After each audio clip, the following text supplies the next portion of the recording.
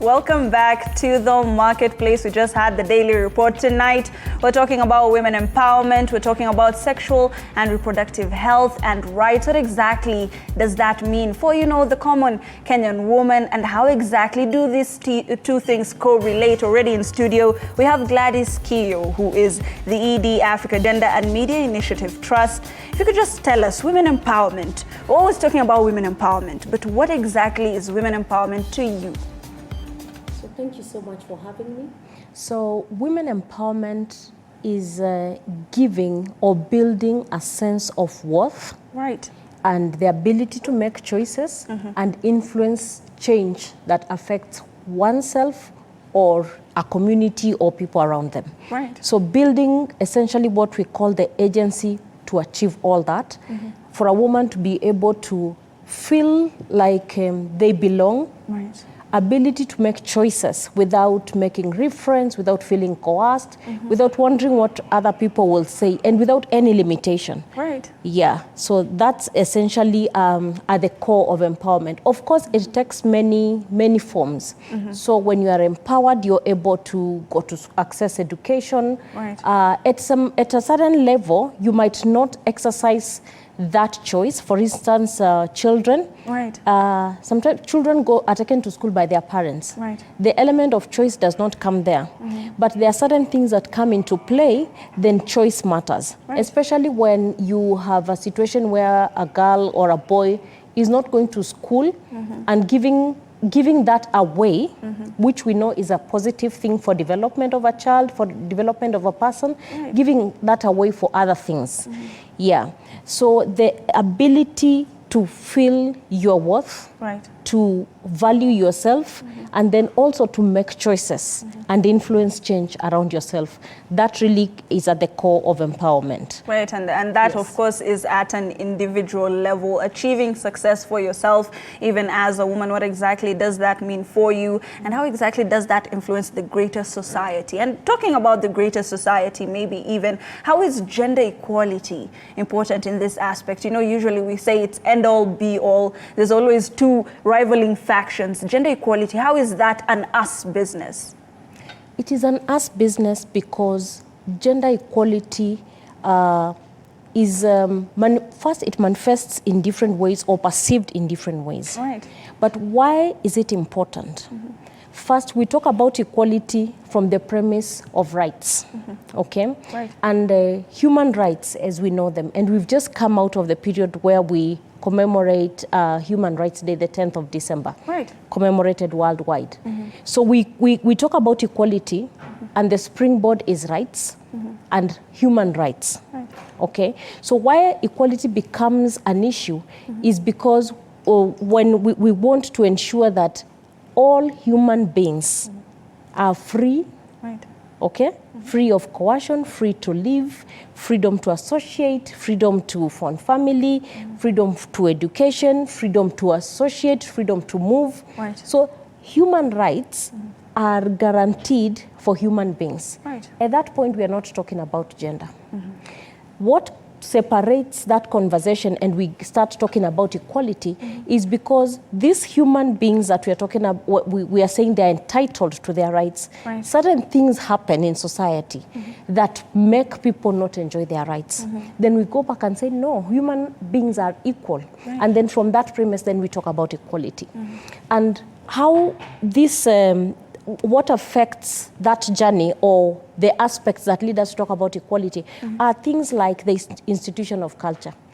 A big thing, good, but sometimes has brings negative outcomes. Okay, what constitutes culture is values, beliefs, norms, essentially in a layman's language, what we call a people's way of life. Okay, the things that we do every day. The things that nobody will remind you, the things that give you identity and say, we do not do this. That's an identity statement. We do not, who are we? And why don't we do this? How did we even come to say that we don't do this? It is because there are things we have learned over time. There are things we have practiced over time. We have internalized. They give us an identity. They give us a sense of self-worth, then they become us. Right. And then we perpetuate that through everyday activity. Through song, through dance, through conversations, through education. So all those things. So those values sometimes bring into issues that affect equality. Right. That people start feeling, okay, this one can take a step behind, this one can proceed. And that, unfortunately, affects women more than men. There are situations whereby we do not have equality and men are more affected. Right. But over time, in Kenya, in Africa, around the globe, women are disproportionately affected by the question of human rights. Right. And respect for human rights for that matter. So when we look at those things, and it's not culture only, values also come with other aspects of religion. Right. Okay? It's religion is value laden. Again, not bad, but there are nuances within those institutions of religion and culture that sometimes might deny people the ability to live freely, to exercise their rights of choice, you know, things around decision making, things around accessing public spaces. Right. And that now brings us to the point where we want to talk about equality. Right. Right. Yeah. And of course, while pushing for equality and human rights, you have just clarified that some of the times those rights, of course, we try to push them, but it's not very equal given the background, understanding of different people. And herein comes research. How is research essential in changing this narrative? So research essentially provides evidence for interventions, especially within the development space. So every time you want to solve a society problem, you ask yourself, why is this situation the way it is? Let me give you an example. If you go to a community and find that there is no girl in school, Right. there is no woman in the marketplace, or they are just countable, you start asking yourself, why aren't these girls in school? Why are they picking up chores at home? Why are they the ones going to fetch water? Why aren't these women in the market? Why don't we have so many of them in the shops just running businesses? Why don't we have a female doctor, for instance, in a certain village, you know, or in a certain institution?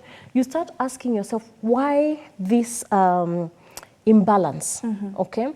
So because you want to answer the question why, you say, I want to get to the bottom of it.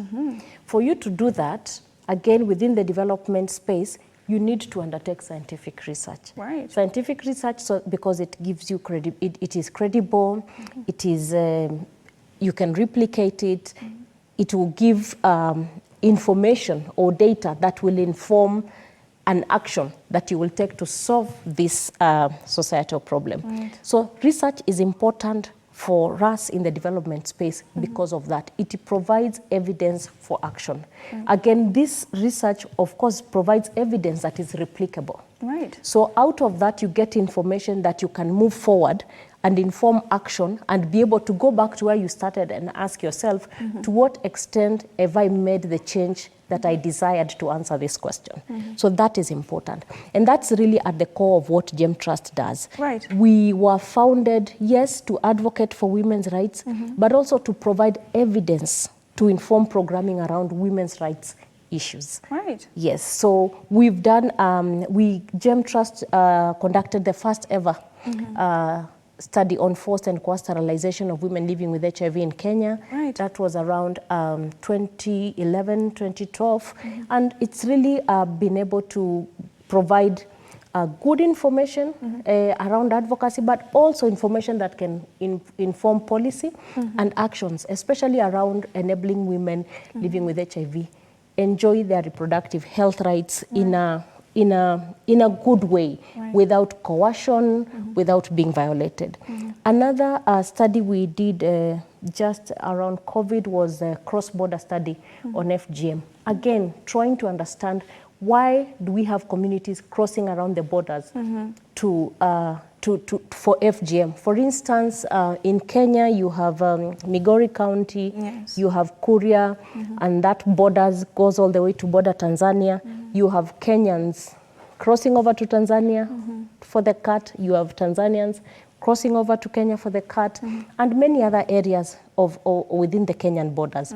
That is a cultural practice. Right. But we also know that there is no known benefit of FGM. Right. In fact, what we know is that there are so many negatives, especially negative health outcomes, that draw back the life of a girl that are associated with FGM. And that's why it is an issue, and we wanted to know, okay, Kenya has made significant efforts in terms of the legal and policy environment.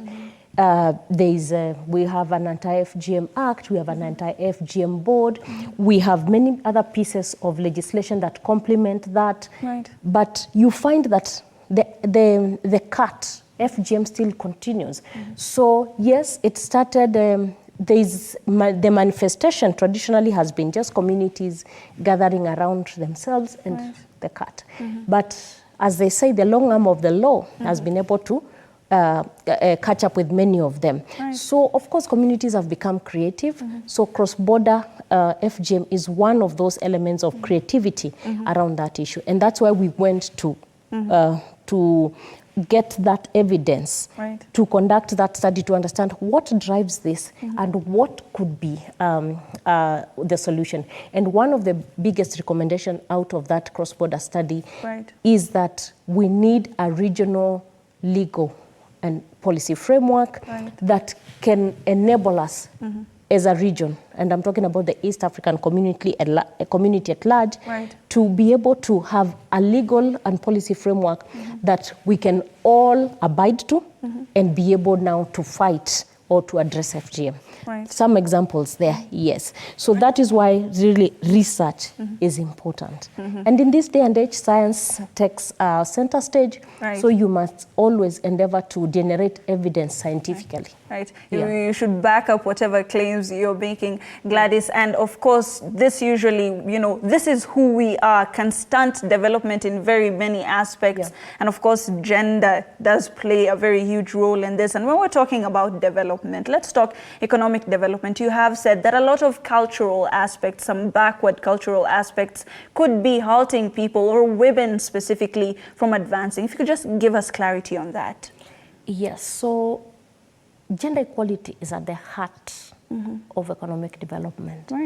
Because when we say we're economically developed, what are the aspects we are looking at? We are looking at a good skill set in terms of human resource, people who are skilled, people who have requisite knowledge to be able to do certain things. So that means skill is acquired through an education system. That's the traditional way.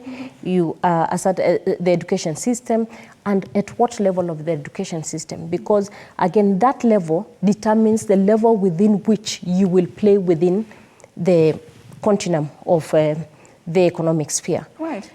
So that's one aspect. So we are also talking about employment, because people must work, generate money, build wealth, and be able to live sustainably, and also make savings, because it is through that then you perpetuate economic growth. So what does that mean? It means somebody must be able to work. For you to be able to work, for instance, let's take our national environment. So there are certain jobs that will say we want a graduate. That means you must have gone through primary school, secondary school, and gone to the university and acquired a degree.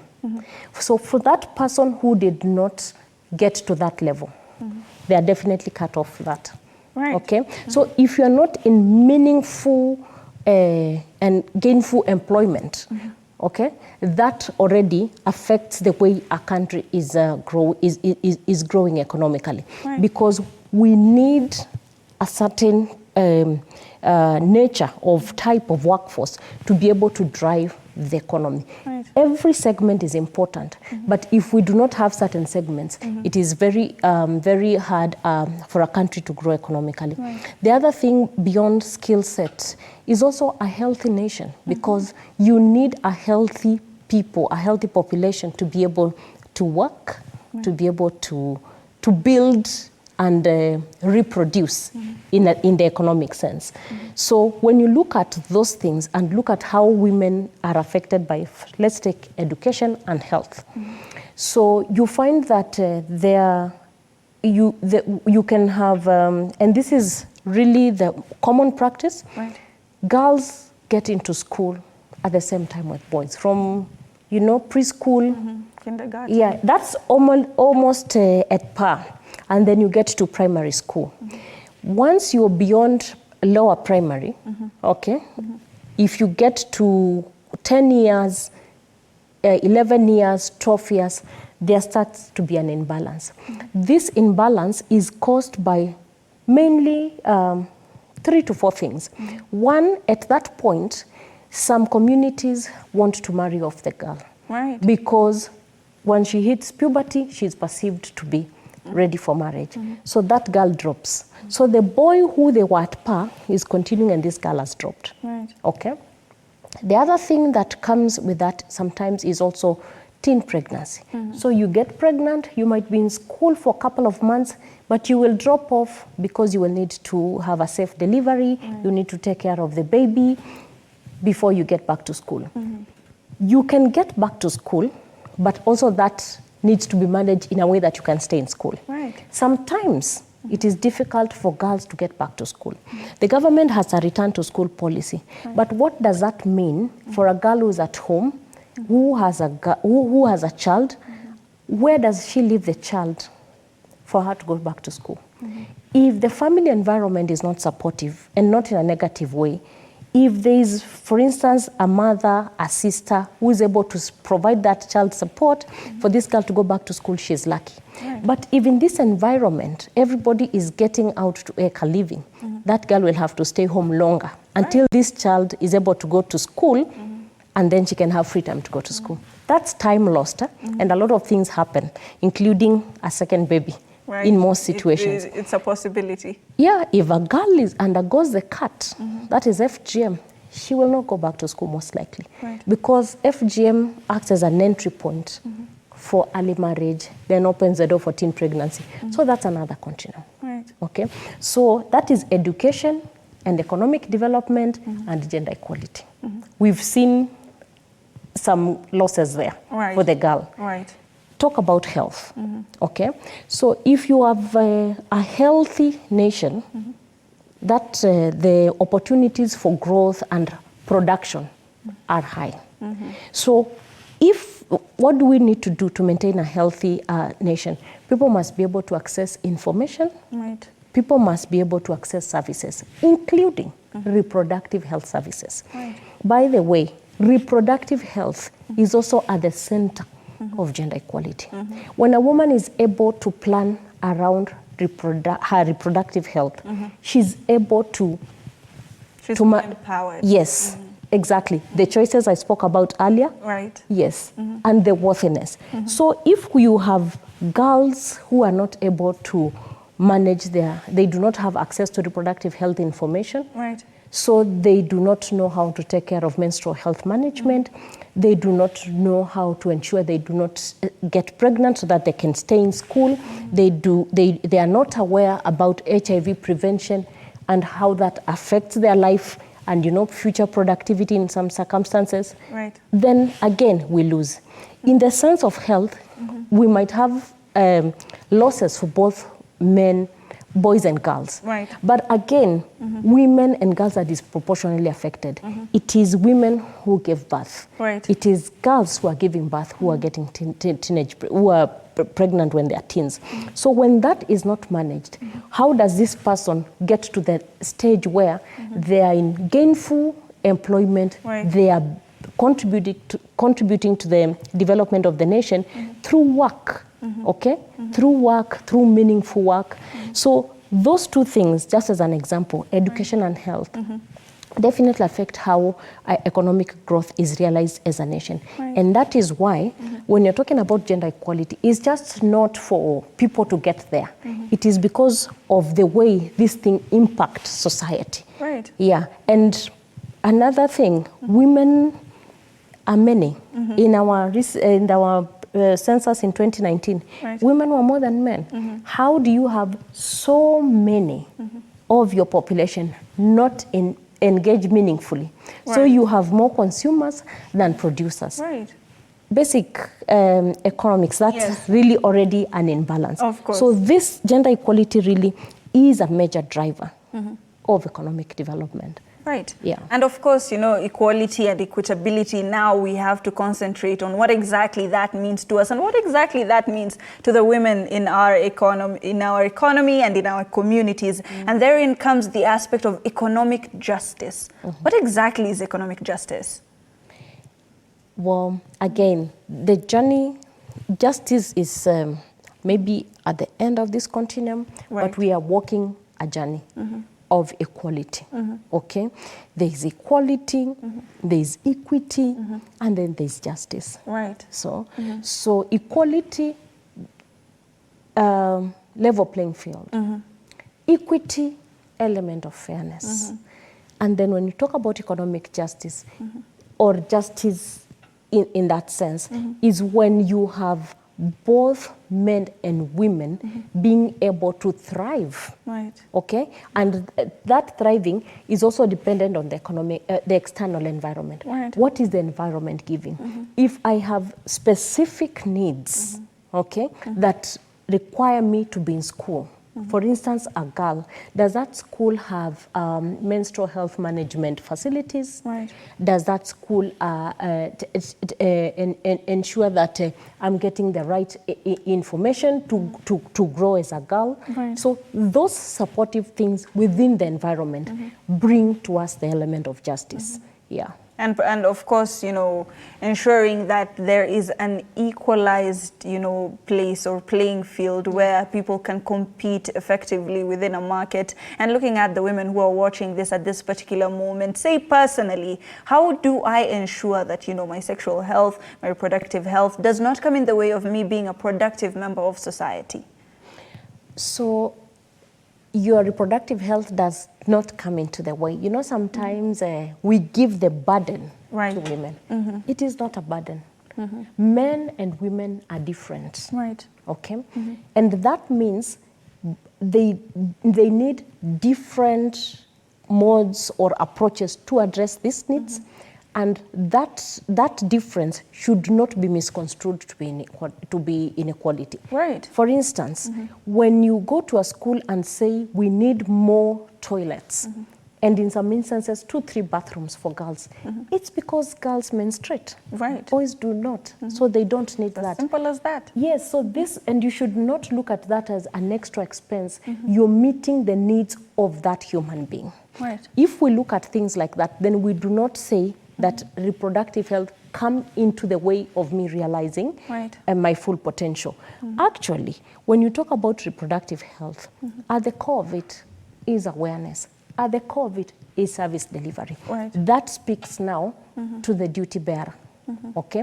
Because health service provision, the nation provides for its citizens. Right. Information through education and other public awareness mechanisms, the nation or the government provides for its citizens. Right. So we should, that is a responsibility for government to ensure that this population that we are having, for it to give, certain things must be made available appropriately, okay, and timely. Right. So that we do not say when, for instance, when women, when a woman gets pregnant and she's working maybe middle-level management, and she has to go for maternity leave, and after maternity leave, she needs flexible hours for work. That should not be looked at as a loss, for instance.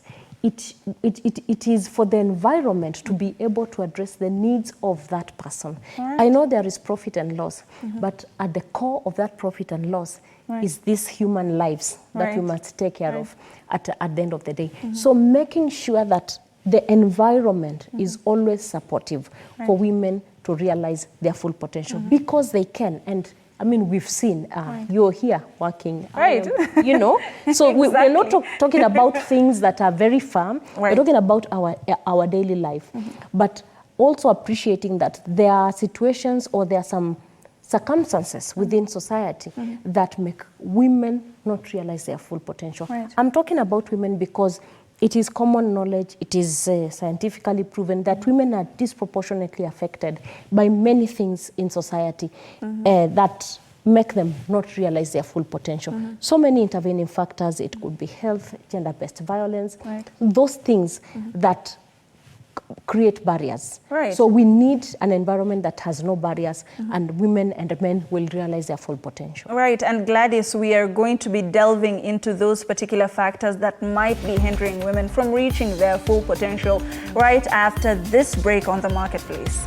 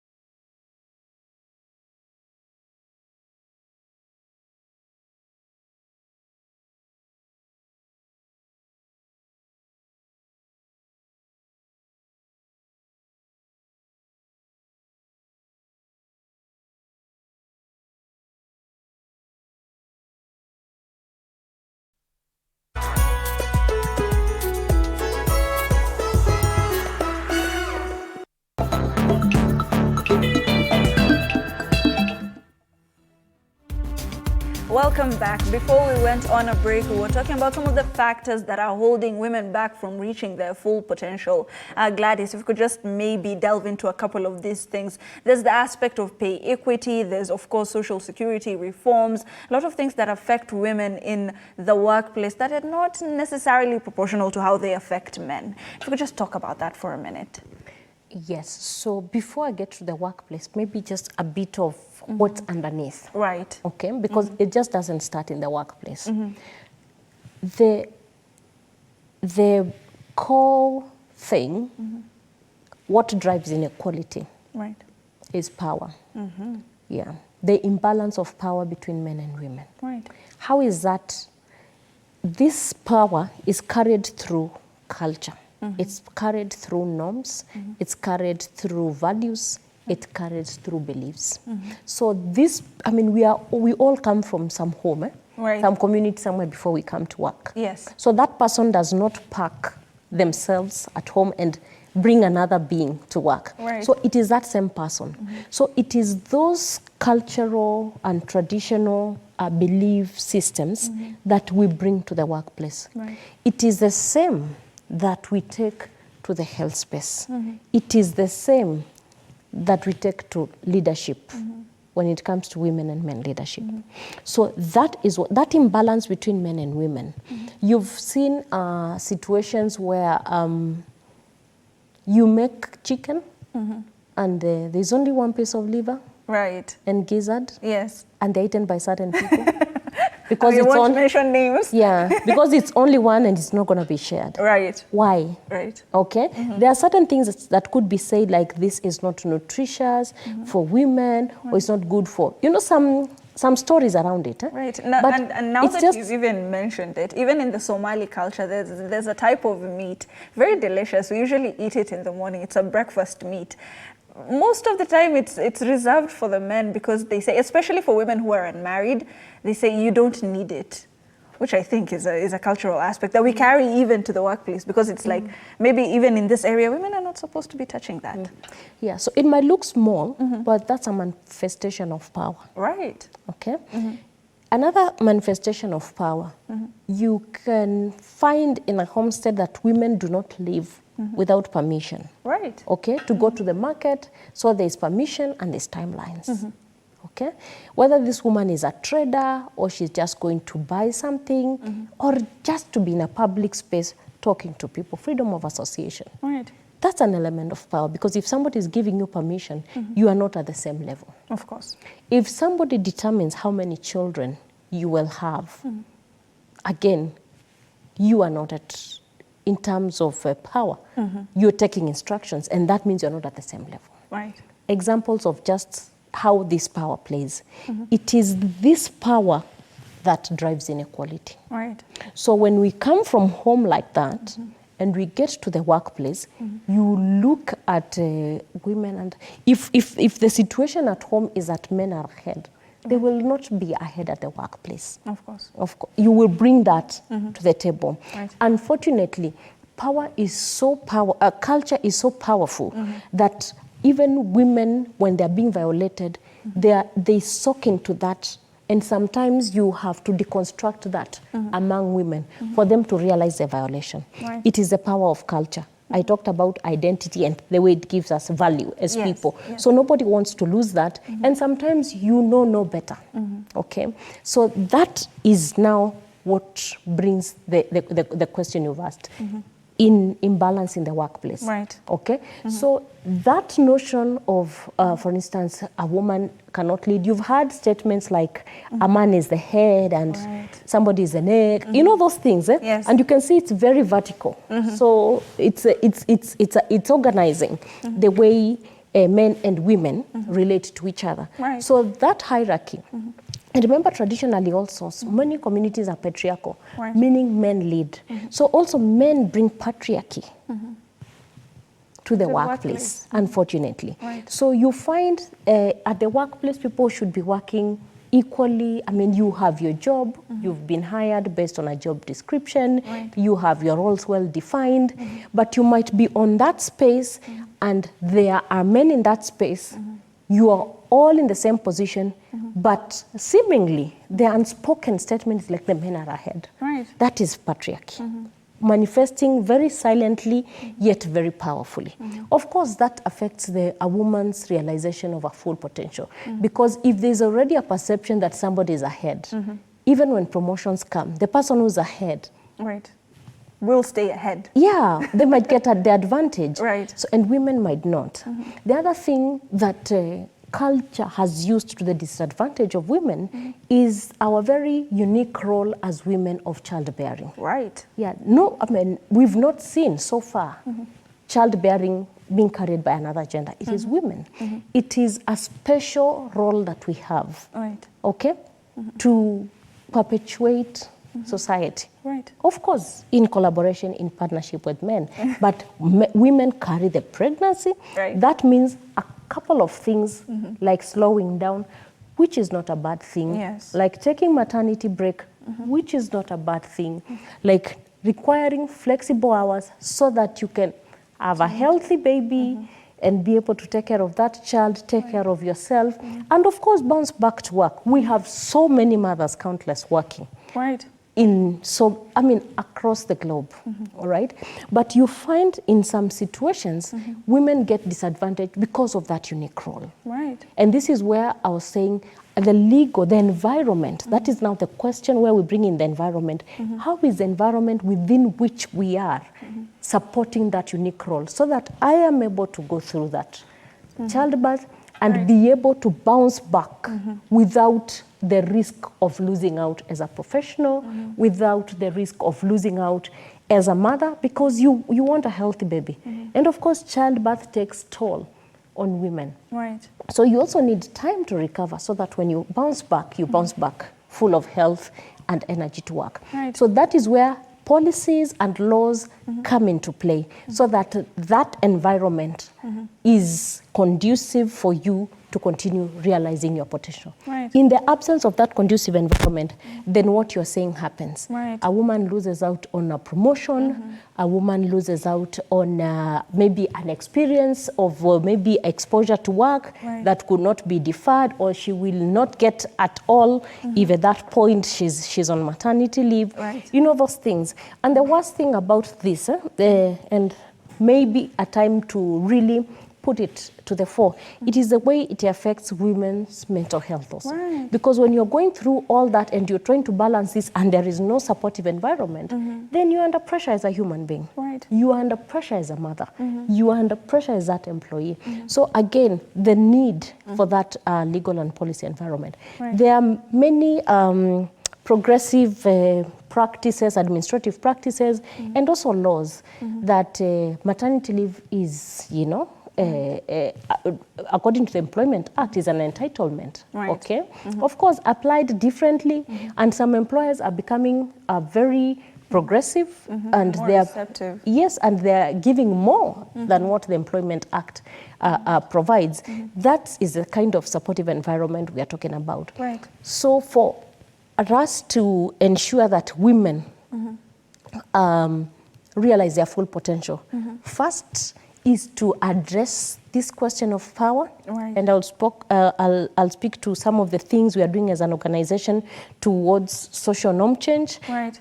That addressing that continuously, but always complementing it with a sound legal and policy environment. Right. Because when culture is not transforming, then we come to the law so that the law can protect those who are affected. Right. Yeah. Gladys, of course, most of these things are a manifestation of, you know, cultural beliefs, some of them being negative, that ultimately come to the workplace. And, you know, sometimes there's the passive aggressive, you know, feeling that comes with when a woman is given some of these entitlements. They may be legal, but maybe a workplace would ensure that she maybe does not advance. What would you say should employers be looking at towards, you know, to change this perspective?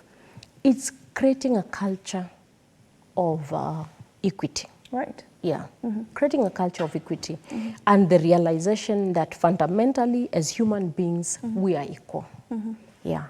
That is what really will help the work environment be more conducive for both men and women to thrive. Right. Yeah, so a culture of equity, a culture of everyone here.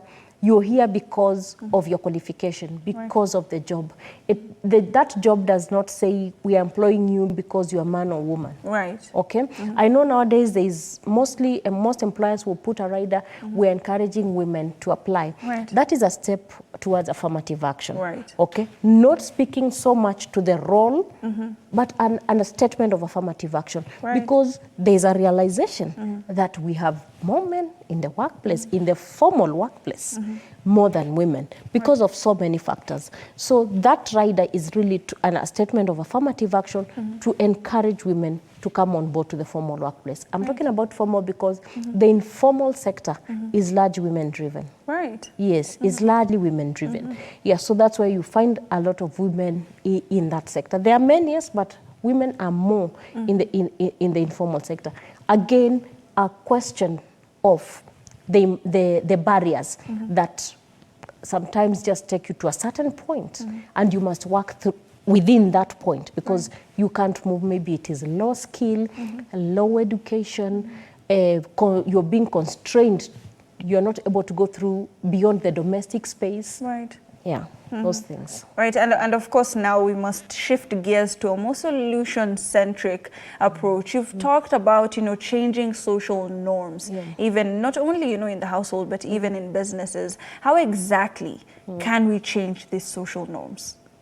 We have to hit it from where it starts, right? Literally. So working with communities to first acknowledge their culture and how that is affecting them as a community. Right. There is a very good evidence-based intervention called the SASA. SASA is an abbreviation for Start Awareness Support Action. All right. It's a community mobilization approach that walks communities through a self-examination of who we are, the things that we do, and those things that we are doing, how are they manifesting difference? How are they manifesting power? Right. Who has that power? And how can we use that power for the betterment of community? Right. So trying to change this power that creates imbalance to sort out the problems that power has caused. Right. It's good because communities have those conversations by themselves. Right. Okay? Not with external people, but with community members. So one of the things that we do as GEM Trust is to employ that approach within communities and have community members, train community members, raise their consciousness to see how they are doing things, analyze those actions, highlight elements of power within those actions, and define who has the power. And then you say, okay, this power, for instance, is the one is making women not go to the public rally. This power is the one that's making women not go to the chief's baraza. That means they have limited information, because at the chief's baraza, there is awareness about health, about politics, about the environment. So we are limiting these women. So can we turn this power, and can we have men encouraging women, for instance, to go for this? Or can it be a non-issue in this community that a woman has gone to the chief's baraza and come back home with information to help the family and the community? That is what SASA does. It is good because, like I said, it's not external, because I said culture is an identity. So if you have an external intervention, an external person speaking to this, people will want to protect, okay, and say, no, why are you talking about our culture? But if you are a member of that community and you're examining and evaluating what is your own, then you are able to raise to a point of objectivity. Not as easy as I'm putting it here, but yeah, you can walk a community to that point of objectivity and saying, no, I think the power we have here is violating this person's right. What can we do to change it? And then community starts working. So that changed person in the community is that office manager who will come and create the culture of equity. It is that teacher who is in school who will be supportive to both a boy and a girl to excel academically. It is that health worker who will look at a girl and say, no, I think this girl is being violated. We need to do 1 or 2 interventions around their health. So that is really where it starts. But culture is rigid, culture is big. It does not change instantly. It's a long journey, but worthwhile walking. So we complement all that with legal and policy reforms so that it's meeting halfway. You have change here, you have change here. So those elements of culture that are so rigid, that do not want to change at the pace at which we want to change, the law will have to change it. Yes, the law will intervene and ensure that people are enjoying their rights.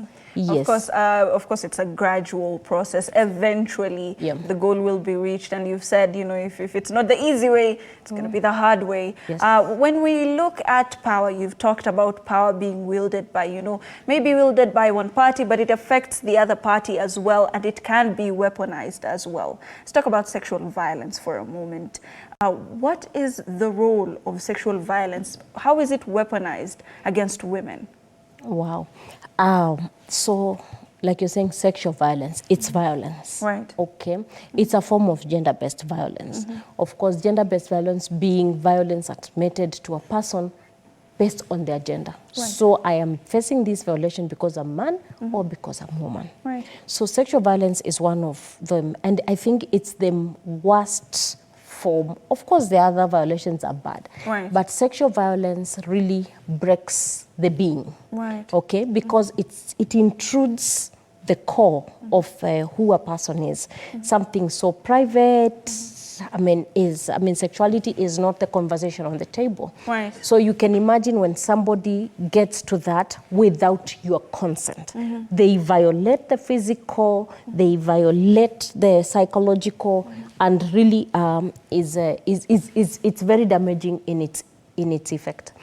Sexual violence manifests in rape, in defilement, and also in other forms like, you know, an uninvited touch, okay, of the body parts that are, you know, defined as sexual. So that's the breasts, and that's the other private parts, including the buttocks. So that's how sexual violence manifests. Unfortunately, women and girls are disproportionately affected by sexual violence. Again, at the core of it, power. So you see this person, and because you can talk over them, you can walk over them, And so then you can intrude their privacy. Right. So it's just, again, that exercise of power, the imbalance of power between men and women. Right. So somebody abusing their power over you. Yeah, so, and of course, its consequences are dire. Right. You can get an unwanted pregnancy. You can contract a disease. Of course, the psychological trauma that it gives a person. And I mean, in cases of defilement, you find that the physiological damage is also great. Right. Is very extensive, and of course hurting that person. So that's how it manifests. Right. And like I said, it's just one of the most worst manifestations of violence, Right. especially, and again, disproportionately affecting men and women. Right. Yeah. And having all this knowledge that we have now, Gladys, and the perspective that we have right now, maybe even looking into not only, homesteads, but even in businesses and workplaces, we could shift this culture. The women who are watching this right now could shift the culture to their favor a little bit. How do we do that? How do we do that is through what I spoke to earlier, transforming social norms. Right. People valuing human beings because they are human beings. Right. So you do not want to pick a boy, you don't want to pick a girl, you don't want to pick a woman, you don't want to pick a boy, a man, just because you are a human being. Then we respect you. Right. That essentially is the ideal situation. Unfortunately, it's not. So we move to the next when people do not exercise that respect. So we have laws. Kenya is quite progressive in that area. We have the Sexual Offences Act. We have Prevention Against Domestic Violence Act. Act. I mean, the Constitution, the mother law speaks broadly. We have a very elaborate Bill of Rights. And we have other pieces of legislation, including the Children's Act, that really come to protect human beings. But even the law, yes, will do that.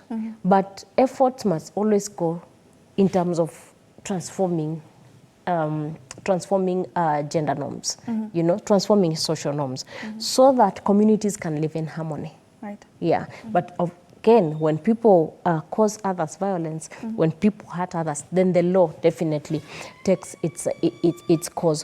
One of the things that we are doing through the Will It project, one of the projects we are working together in collaboration with HIVOS, is to ensure that we are talking about gender-based violence, especially to girls and young women.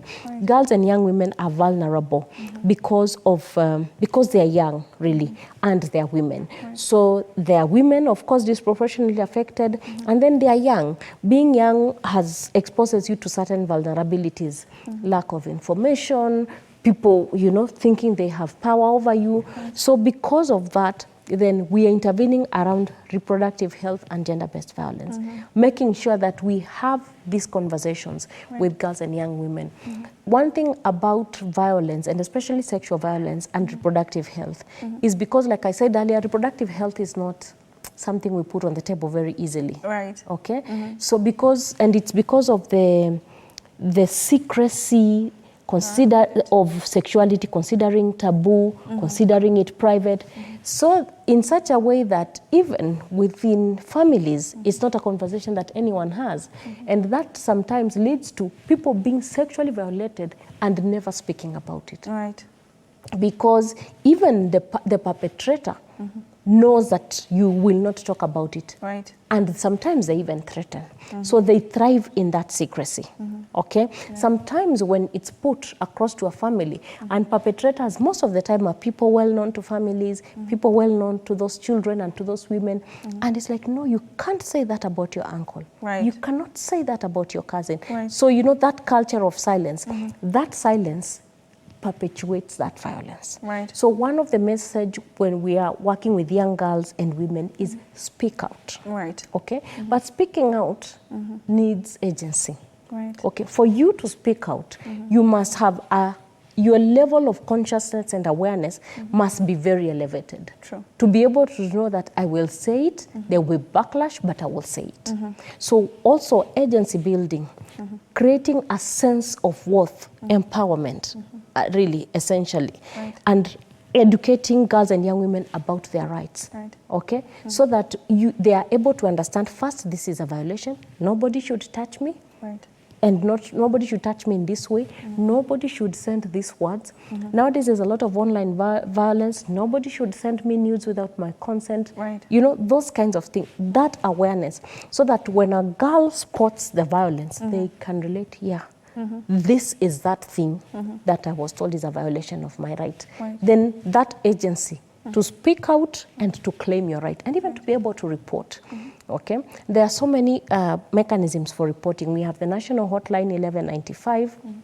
There are other organizations that are also working through different hotlines to report cases of violence, of whatever form of violence, not only sexual violence.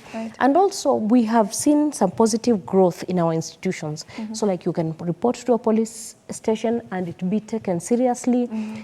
You can go to the children's office and they will take up the case, you know, and then when access to justice starts, when you get to the court, then, you know, there's a collaboration. Of course, health facilities have been also doing a very good job in terms of first addressing the health concern that is created by violence, and also making sure they link you to the necessary health service provision points, and ultimately access to justice, because access to justice is the ultimate resolution for the survivor, really. Feeling like, yes, justice has been served, the person who violated me has paid for it. Yeah. Right, and finally, Gladys, because now we have to conclude the marketplace. If, you know, looking at the camera right now, if you could just give, you know, advice to a lot of the women watching this. Now I'm conscious of this. Now I know what I should be doing. How exactly do I ensure that this particular journey is going to be sustainable? So, empowerment is self-sustaining. Right. Yes. In itself, it's self-sustaining. Once realize their self-worth, once they're able to make choices, once that they're able to influence change for themselves and other people, it is self-sustaining. Yeah. So that is why it is a worth cause. It is, you invest heavily, but for a lifetime. So in terms of the actions that we are taking, in terms of educating communities, like with the SASA, in terms of educating duty bearers, in terms of the legal and policy frameworks, that change in itself is self-sustaining. What we need to do is to invest and not rest. We must continue to do this because it is worth it. It is about lives. Women and girls deserve to realize their full potential. That is so important. If we do not achieve anything else and achieve that, the rest of the things will come. Economic empowerment will come. Political participation will come. Education equality will come. So if we just invest in that, then the rest of the things will follow, including having a sustainable environment. Yes. And that's essentially how the ripple effect usually works. You know, one thing leads to another, which leads to another. And that particular parting shot is now leading us to the end of this particular interview. And of course, this is the very last marketplace of this year. It has been a beautiful 2023. Thank you so much for joining me. Of course, next year we come back with a bang. But for tonight and for now, good night and a Merry Christmas and a Happy New Year.